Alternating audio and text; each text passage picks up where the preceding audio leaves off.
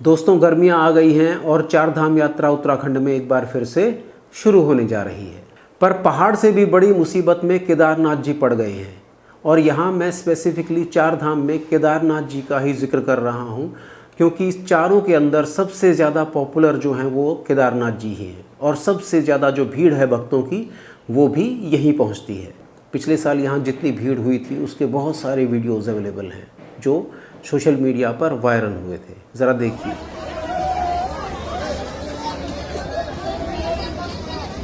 हिमालय की सुंदर बर्फ़ से ढकी चोटियों के बीच में केदारनाथ जी के मंदिर के दर्शन करने कौन भक्त नहीं जाना चाहता, और यही एक कारण है कि यहाँ भारी भीड़ इकट्ठा होती है। पिछले सीज़न के पहले ही दिन 25 से 30 हज़ार लोगों ने भगवान केदारनाथ के दर्शन किए थे। सभी केदारनाथ जी आना चाहते हैं और भोलेनाथ सबको बहुत ही प्रिय हैं, लेकिन सबसे बड़ी जो प्रॉब्लम है वो है मैनेजमेंट। चाहे वो क्राउड मैनेजमेंट है, चाहे वो वेस्ट मैनेजमेंट है, और इसी तरह की जितनी भी व्यवस्थाएं होती हैं उन सब की। कभी भी जब एक ही स्थान पर इतने सारे लोग एक बार में झटके से पहुंच जाएं तो सब कुछ चरमरा जाता है।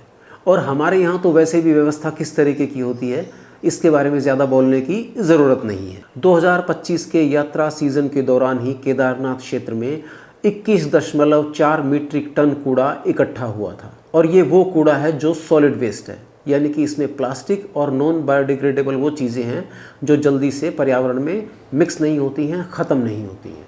इसमें से भी 60% के आसपास कूड़ा ऐसा था जो बिना किसी रिसाइकलिंग के और बिना किसी प्रोसेस के वैसे ही वहाँ पर डंप कर दिया गया है। ये जो डाटा मैं आपको बता रहा हूँ ये केदारनाथ नगर पंचायत ने ही डिस्क्लोज किया है जब पर्यावरण प्रेमी श्री अमित गुप्ता ने इसके लिए एक RTI फाइल की थी। इससे ये भी पता लगता है कि बड़े बड़े दावों के बावजूद सॉलिड वेस्ट मैनेजमेंट में हम किस तरीके से फेल हुए हैं। भक्तों की इतनी भीड़ उमड़ रही है कि 2025 की चार धाम यात्रा के दौरान पहले 48 दिन में ही उत्तराखंड की इकोनॉमी में 300 करोड़ रुपए का इजाफा हुआ था। इसमें कोई शक नहीं है कि इससे स्थानीय लोगों को रोजगार मिलता है, इकोनॉमी बूस्ट होती है और वो सारी बातें हैं।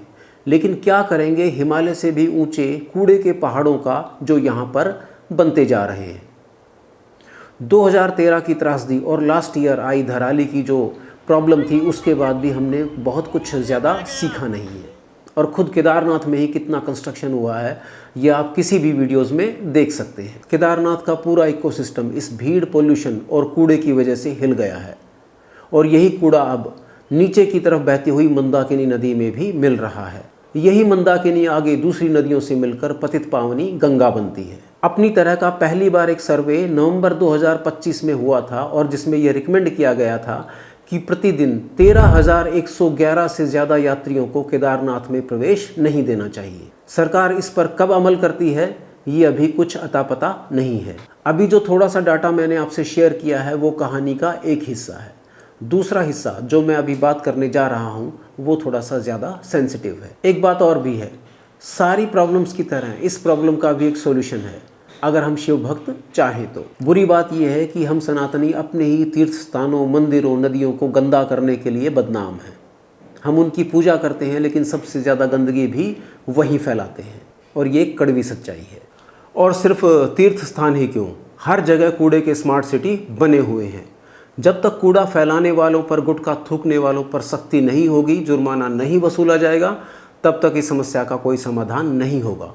इसके साथ साथ ही कूड़े को इकट्ठा करने और उसके लिए जो दूसरे प्रबंध करने होते हैं वो भी नगर पालिकाओं को करने होंगे। अगर कूड़ा एक जगह इकट्ठा लोगों ने, यात्रियों ने कर भी दिया है और उसके बाद वो उठाया नहीं जाता है और वो वहाँ सड़ता रहता है तो भी इस समस्या का कोई समाधान होने वाला नहीं है।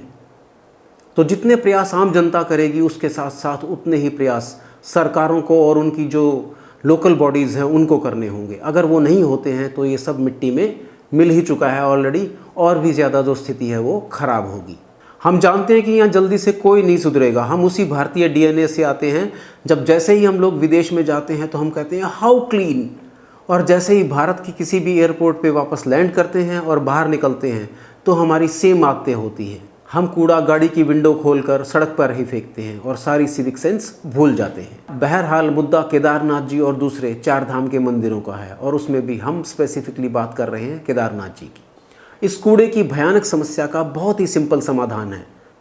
हम अपने ट्रैकिंग के जो एक्सपीडिशन होते हैं, जो स्टेप के द्वारा किए जाते हैं, हम उसके अंदर एक थैला लेके जाते हैं और जितना भी रास्ते में हम अपना कूड़ा जो जनरेट करते हैं, यानी कि जितने भी रैपर होते हैं, चॉकलेट के रैपर हैं, नमकीन, ये वो, पानी की बोतल, वो सारी की सारी चीज़ें हम उस थैले के अंदर डालते हैं और पूरी ट्रेल पर उस थैले को हम कहीं छोड़ते नहीं हैं।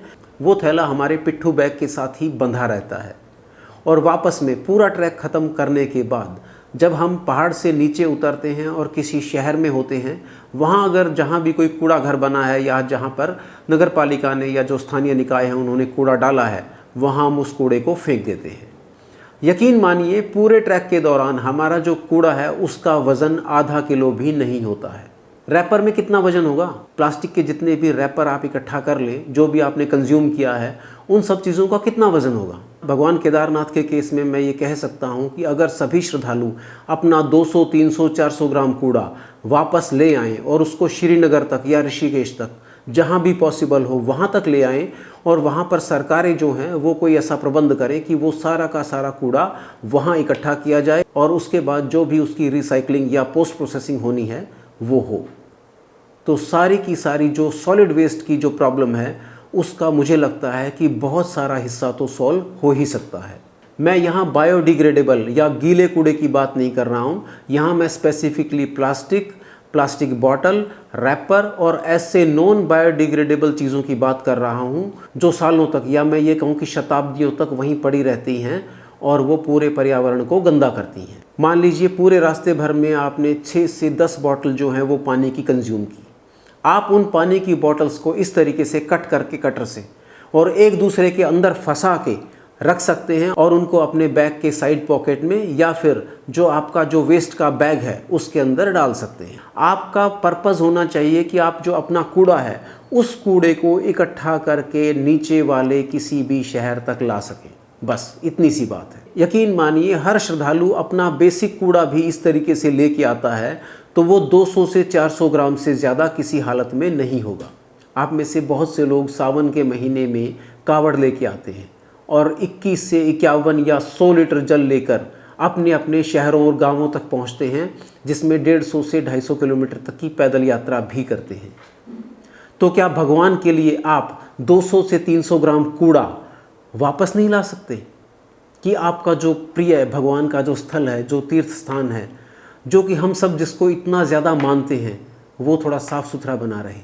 आप शिवालय में जल चढ़ाएं या न चढ़ाएं, प्लीज़ वो कूड़ा लेके नीचे ज़रूर आएं। लास्ट में मैं सिर्फ इतना ही कहूँगा कि भगवान केदारनाथ के स्थान को बचाने का जो काम है वो हम सबको ही करना है। कोई बाहर से आकर इस काम को नहीं करेगा। अगर हम ये नहीं करेंगे तो हमारी जो आने वाली जनरेशन्स हैं वो कभी यहाँ आकर खुश नहीं होंगी।